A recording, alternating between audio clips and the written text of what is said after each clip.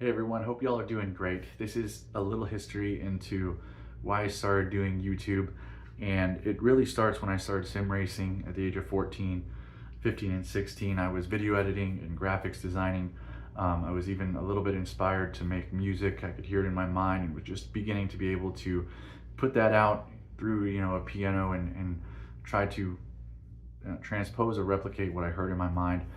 When it comes to video editing, as many people know, the director gives the same emotion, or if it's chills or something that you might feel at a certain cut or edit paired with music, like when you're editing the video and putting all the scenes together, how someone's going to feel when they're watching it.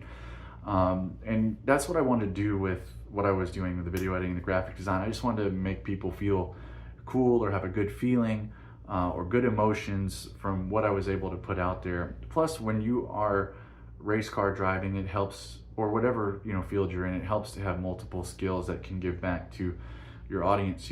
So if you're a race car driver who can also edit videos and make music and make graphics designs and is a good speaker, that's just going to help you and help others to help your audience as well. When I was 17 years old, something very evil happened in my life that completely derailed, sidetracked, set me way back. Instead of going at that point at 17, going 200% forward, I went like 200% backward, stopped and went backwards. Like I no longer could video edit, graphic design. It killed all my inspiration. No matter how hard I tried to resurrect that inspiration or get some, just ideas, I had no way to do what I was doing before. It even went from being capable of winning almost every race in Dale Juniors League to being like a 3rd to 5th place driver. I lost my speaking abilities that were also helping me get promoted in the league. I went from, I made the dumbest post-race interviews, and I knew it, and I couldn't understand why am I saying like these dumb things in post-race interviews that are so contrary of like what would, actually be good for people to hear after a race. And back when they, would do the broadcast for sim racing back then, and I just said everything that would upset the people in the league. I was like possessed by a spirit of self-sabotage. So not only did I get knocked down and unable to do anything or produce anything of value, I literally didn't have those abilities, and then I just self-sabotaged the rest of it, and I couldn't help it. It was very, I don't know. So I deleted all that stuff, from the good editing that I did with videos to the graphics design portfolio to the original songs that or pieces of music, because they were without lyrics, that I had posted. I deleted everything from the computer hard drives. I just had deleted my YouTube channel, and I kind of went through, a phase of being offline, still iRacing, in the, from 2010-ish onward.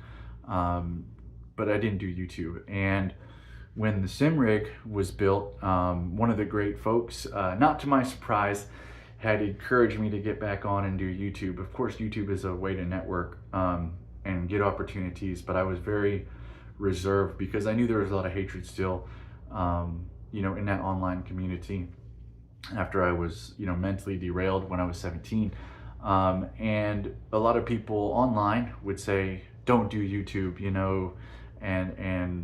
but the offline encouragement from the one of the people who helped build the simulator was like enough for me to listen to. And so I knew there were going to be a lot of emotional, I guess, struggles through the YouTube journey. And sure enough, there was a lot of cyberbullying and doxing and harassment that even to this day, those videos from 2020 and my very shameful reaction, no matter how many times we flag those videos or report them because they violate so many YouTube community standards, YouTube has not removed those videos.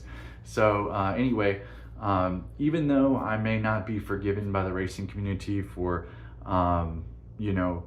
that brief moment, and even though the racing community in NASCAR has always forgiven its drivers for cussing on the radio, road rage, all these types of things, I will probably never be forgiven by most people for my shameful reaction to the slanderous videos, all the misinformation, cyberbullying, and doxing.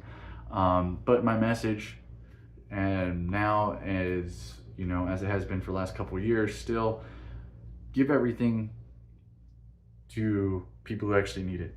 like raising awareness for good causes, you know, clean water, building homeless shelters on vegetable gardens for, you know, people actually in need. Don't fight about fake points. You're blessed and privileged to play a game that involves driving at high speeds. That's supposed to be fun, and there shouldn't be the fighting and all this stuff that goes on in any racing form, really. It's definitely a privilege to race. And with that said, guys, you are looking at me lacking inspiration, just pointing and shooting.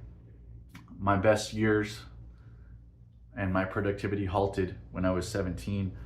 You guys may know I have lived even through a suicide attempt since then and was suicidal for many years. So with that said, guys, life now though is way better than it was during that stretch, whether it was from my teens onwards, my mid-20s, when I was doing YouTube, and God gave me a following of 6,000 subscribers before I deleted that channel.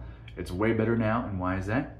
Because I take care of my own health by going to the gym, by eating healthy, you know, and I think that's something that every athlete who is fit should also encourage their audience to do.